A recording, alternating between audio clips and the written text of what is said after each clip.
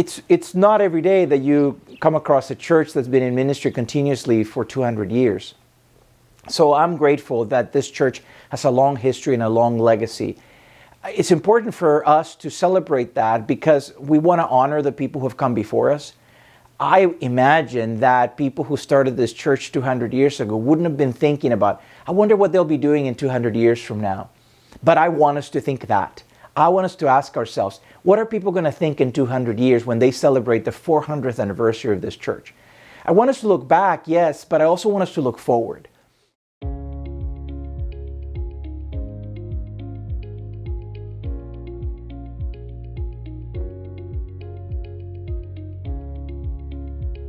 My name is Amy Hale, and I've been coming to First Pres since I was a kid. It's been fun to see my kids get involved.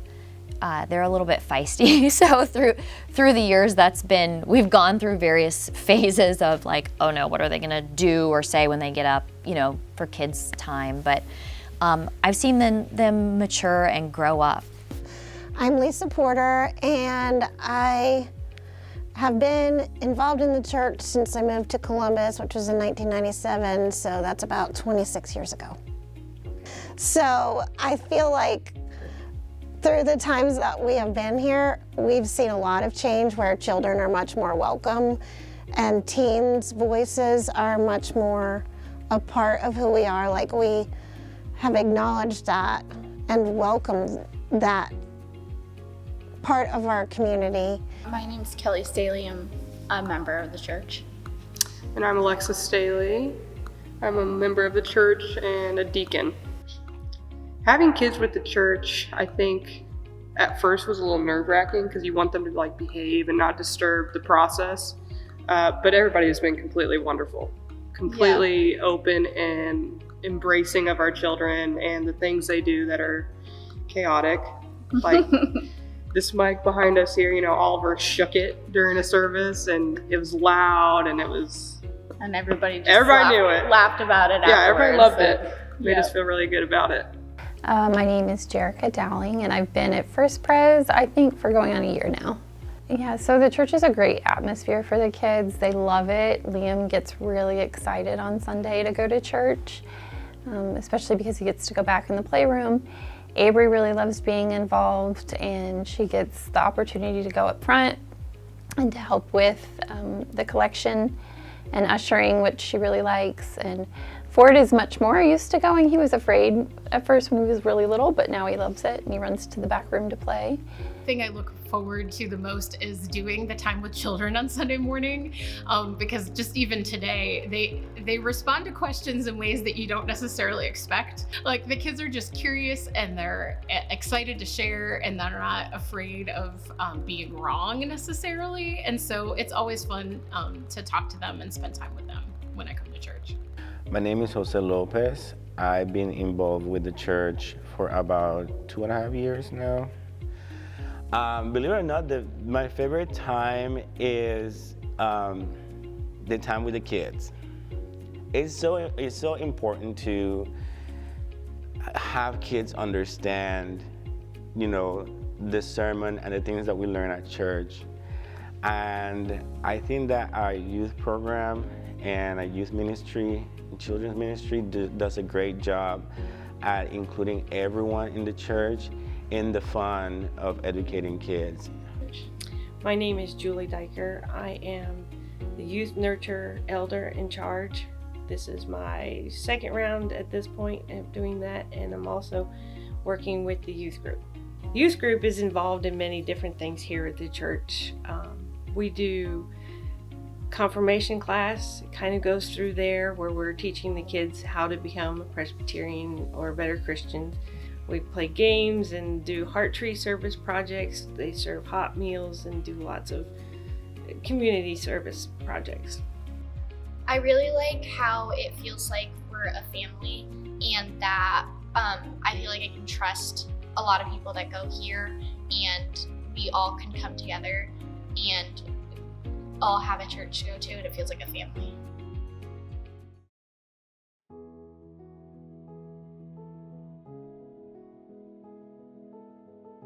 My name's Debbie George. And I'm Chris George. And we've been members of First Presbyterian since about 2002. Well, I mean, if you go all the way back through the history of the church, I think First Pres was one of the original founders of Love Chapel, even though now it's Love Chapel is multi-church operated. I think we were, so we were pretty socially forward, quite progressive, I think. Hi, I'm Doug Sprunger. I started the Wood We Share Ministry, which is a firewood program for those who heat with wood and they have limited resources. And I also do some help with the Sweet Dreams Ministry, mainly because I have a truck and a trailer for the firewood ministry, so it helps out for that as well. I think my favorite aspect of it is hot meals, honestly. It's getting to the community, it's getting to know people who have possibly less than you. I've been involved with First Presbyterian Church in Columbus for almost 40 years. We moved here in 1985 and we joined the church about 6 months after moving to Columbus. We have, now we have hot meals, have had hot meals for probably 15 years every Friday night. We work with Love Chapel, which is an ecumenical food bank to help supply food for the needy. We also work within the neighborhood. Lincoln Central Neighborhood Foundation, which is a group that encompasses an area of the downtown Columbus, and we work with them to help people that need help. So there's a free hot meal every day of the week in Columbus somewhere. And so our effort is on Fridays. And we seek to not only connect with the people and give them a meal, but also to connect with them and get to know them and they to get to know us. And we feed about 150 to 200 people a night every Friday here. We open around 3:30 on Fridays. And let everyone in. We give them an appetizer, we cook them food, we serve them food. We have an open dining room here at the church that we create in the basketball court, and we pray for them, and we gather them needs like clothing or I brought a haircut shop that came and gave us haircuts for free. We have a partnership with the homeless shelter here. We advocate for them to be able to give them a chance to stay there if they can, based on the rules. That's what we do every Friday. There is a group that's, I think, really dedicated themselves to, being here every week on Friday night and really gotten to know the folks who come in for a hot meal and they sit down and all have the meal together. It's just a nice outreach that the church does, and I think it's really great for building relationships in the community. The community at First Pres is just extremely welcoming, socially conscious, concerned about making our community a more positive place for everyone. And so it's just overwhelmingly positive.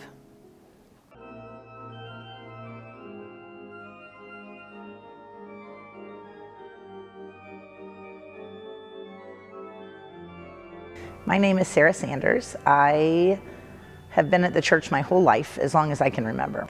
I love the music right now. We've had organists who, this organ, oh my gosh, there are people who think that the organ is what we are all about.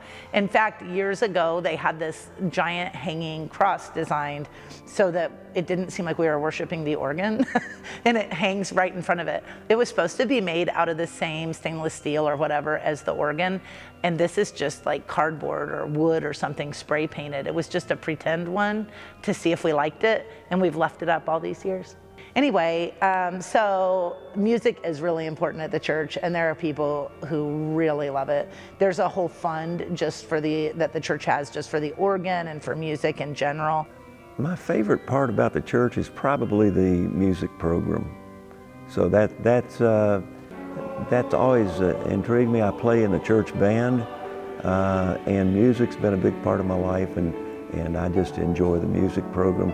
I think it's very progressive, and we're able to work with other churches on special music programs, Ash Wednesday and Christmas and things like that. So it's really a blessing to the church. I feel that the music here is top notch. We have the blessing of having this huge instrument built into our sanctuary, which is the organ. And I don't know a lot about the organ, but it sounds amazing. My name is Raymond Haas. I am originally from Northeast Iowa, but I came to Columbus to take this job at First Presbyterian Church in June of 1961. Well, I like to hear good music, for one thing, of course. All of the ministers, fortunately, loved or were willing to support the music program, and knew it was important. I mean, to the worship life, the congregation, to have a good hymn singing and, learn something, teach something about the hymns and their background. So I would say it's not in what I would call the praise type of worship or praise worship with a band, that sort of thing. Although one Sunday a month we do have that style. But in between, high school, certainly level, and college level of music for our vocal music that I would describe it as. My name is Diane Sprunger, and I am the organist here at First Presbyterian. The music here is integral to what happens in worship, and I work toward finding music that speaks to what the minister and the scripture is going to be about that week. I'm Claire Moore. I've been a member for almost 30 years, I guess, 28 years. Yeah, I just want to talk about the music in the church. I've always enjoyed the music. I've got enough musical background that I can kind of appreciate music, I think. Diane Sprunger and Jenny Heichelbach create an amazing dynamic. They're so talented. And the choir is a great group of people. It's another group within the larger group that is supportive and fun and contributes to the church in their own musical way. And I'm having a good time with that.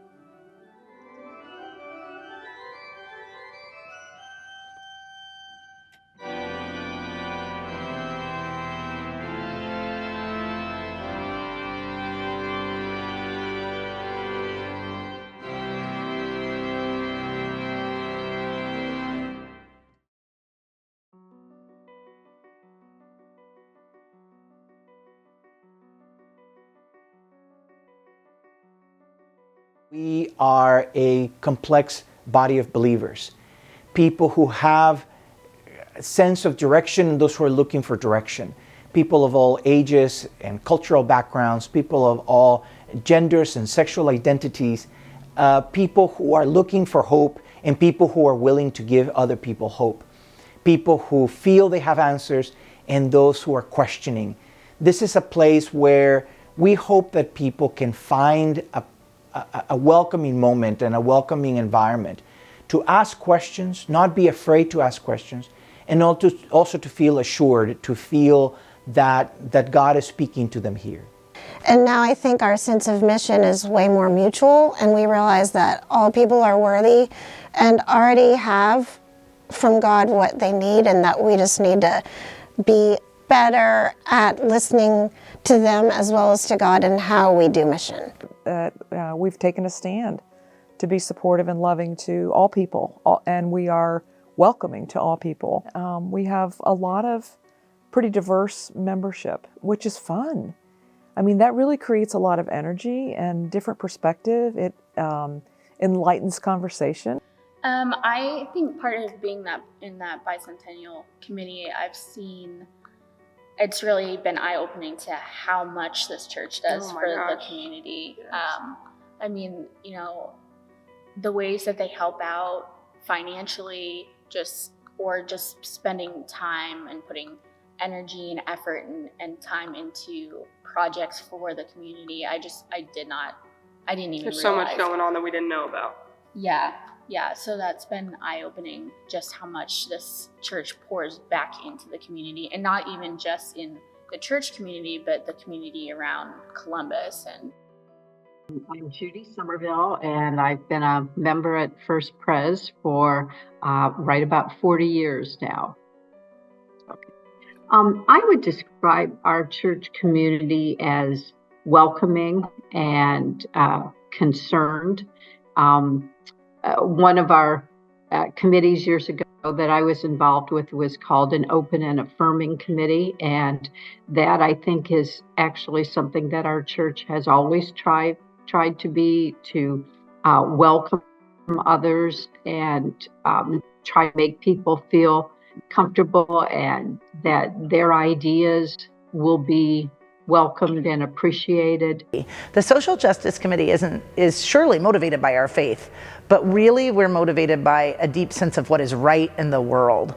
And each year we identify some priorities. Those priorities recently have been immigration reform, support for the LGBTQ community, environmental concerns, we have a green team, things like that. And so a lot of the work of the Social Justice Committee is reviewing grant requests from organizations that are out trying to feed the hungry, house the unhoused, make a difference in racial equity in the community, or we give a lot of money each year for scholarships for undocumented college students. And actually some of our Social Justice Committee is very involved in trying to bring to Bartolome County more affordable housing for everyone, which I think is not something that a lot of churches are brave enough to have those conversations or have the time to have those conversations or the means to have those conversations. But I'm glad that I belong to a church that have the courage to speak up about people that don't have enough money to rent a place or to buy their own place, and to actually do something about it. That's big. A group of deacons will have a group of families that they are to look after and connect with. And so on a rotating basis, a particular deacon will reach out to a number of, say, 8 or 10 families and just reach out with an email or with a phone call or with a visit, or catch them in worship and just inquire about how they're doing and what's going on in their lives, both to pray for them, but also to connect them to the larger church. And the deacons are a group that are in charge of congregational care. So we usher and we do fellowship activities and we take care of people when they need support from the church. The church has been very consistent in their position on human rights. I continue to love that about the church. We've had great